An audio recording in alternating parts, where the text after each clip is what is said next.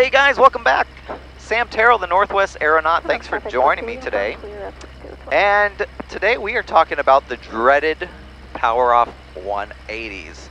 For all you commercial students, commercial pilots in training out there, you might have a little bit of apprehension about the Power-Off 180. It's a one-shot type deal. If you don't make it and you don't set it down in the space allotted, it is a unset. So, Power-Off 180s. A couple things. You have a few different tools available to you to control your rate of descent and control where the airplane ultimately sets down when you have no power. Those tools are flaps, the geometry of your approach, and forward slips. So when we are doing our Power-Off 180s, we're going to pull the power of beam our point. Our point here is the second stripe after the numbers. And immediately, most people will pitch for BG, best glide. But I don't do that, and I don't teach my students to do that. I pitch for 10 knots higher, or if you're in miles per hour, 10 miles per hour higher.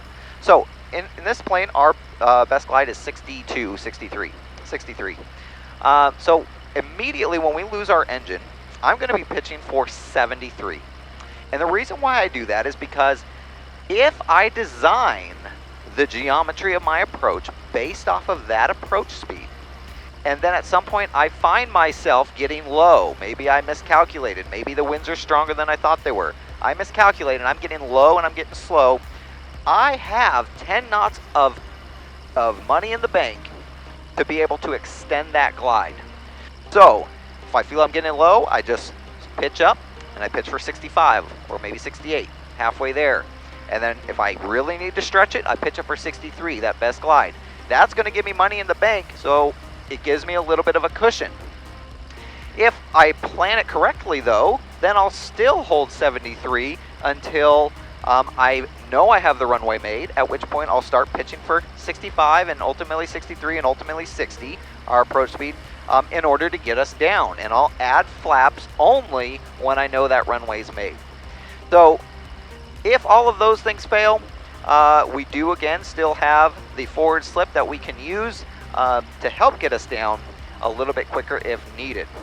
So we're going to go up, we're going to do a Power-Off 180, and we're going to set it down right on this second stripe here. I don't see anybody in the pattern on downwind, I don't hear anybody, so let's get going. We're just going to do a normal takeoff here. Traffic, RV12is Victor Alpha, departing runway 02, left close traffic, Twin Oaks. All right, guys, here we go. Lights, camera, action. Everything's looking good.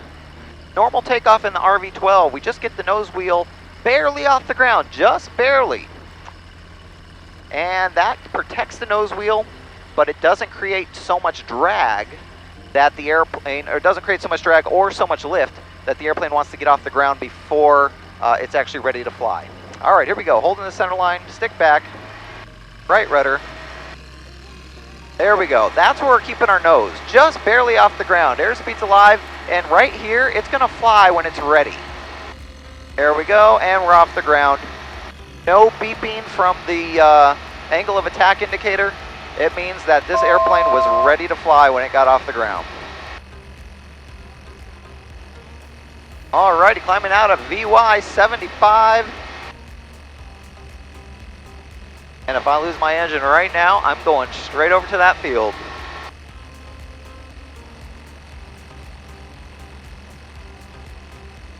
Twin Oaks traffic, RV12is Victor Alpha, left crosswind 02, Twin Oaks.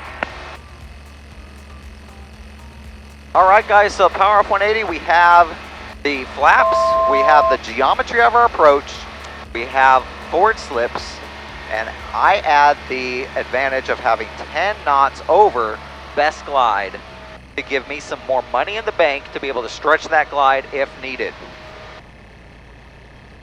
All right, we're turning downwind here. Twin Oaks traffic, RV12is Victor Alpha, left downwind 02, Twin Oaks. Now, as soon as we cut the power of beam our point, my eyes are going to that point and they are locked on. They are locked onto that point, so I can tell if I'm getting too low, too high, too far, whatever the case is. If you want to hit a certain thing, you should look at it. That's how so many people get in car accidents and bike accidents, is they see something they don't want to hit, and then they end up hitting it because they just keep looking at it. So we're going to do the same thing. Okay, we're beam our point, we pulled the power, pitching 73, pitching and trimming for 73.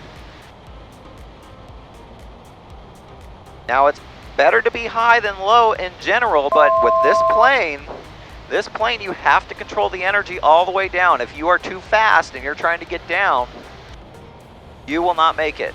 All right, we're going to turn base. Twin Oaks traffic, RV317 Victor Alpha, left base, 02, Twin Oaks. Holding 73 for the geometry of our approach here.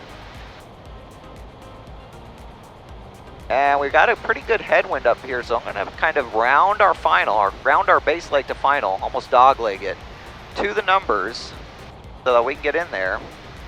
Holding 73 right there. Here we go, going towards the numbers.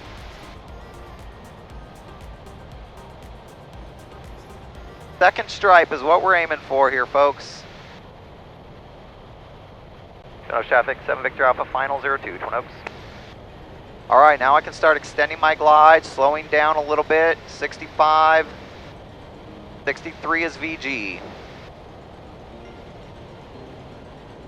Bringing it in, bringing it in, bringing it in. I'm going to do half flaps to give me a little bit more lift. All right, there's my center line. Bringing it all the way in to the second stripe, just flying it there. Full flaps coming in, flying it to the second stripe, flying it to the second stripe, flying it to the second stripe. Oh man, I don't know. I might have came in just a tad early. I don't know. I couldn't tell. I think I was pretty close to right at the beginning of the second stripe. All right, guys, let's get off the runway here.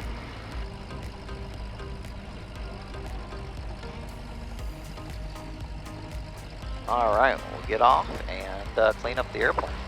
Twin Oaks traffic, 7 Victor Alpha, clear of 02, taxiing back. All right, flaps coming up. And trims reset. Okay. So, hey guys, I hope that was helpful.